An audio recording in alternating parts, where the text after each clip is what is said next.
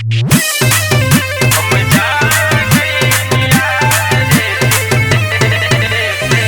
By Manibhushan प्यारे। दिल लगा के दिल तोड़ दिले, दोसरा के चलते छोड़ दिले।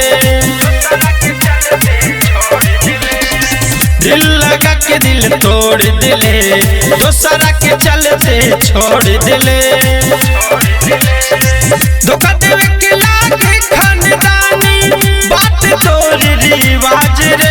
हम जान गए नियाज रे, तू बाड़ी धोखेबाज रे।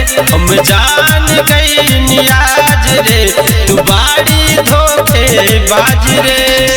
सुना था तेरे शहर में वफा मिलती है, टूटे हुए दिलों की दवा मिलती है। बस यही सुनकर आए थे तेरे शहर, मगर यहाँ तो दिल लगाने की भी सजा मिलती है। पहले न जननी बारे घमंडी, दिल न लगाती तोरा सिरंडी। हम जान गहिनी पहचान गहिनी, कितना पानी में बारू मान गहिनी।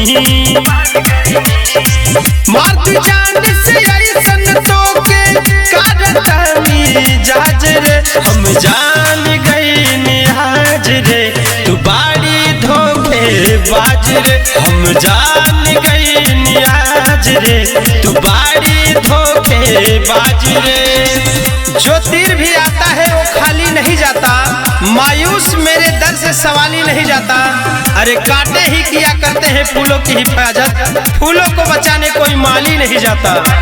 करके जवन न तवन कहिले, जिंदगी से आखिर चलिए गईले।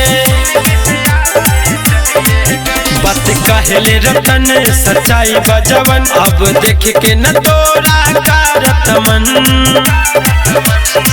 तोहरा चलते पागल आवारा कहता समाज रे। हम जान गई आज रे, तू बाड़ी धोखेबाज रे। हम जान गई आज रे, तू बाड़ी धोखेबाज रे।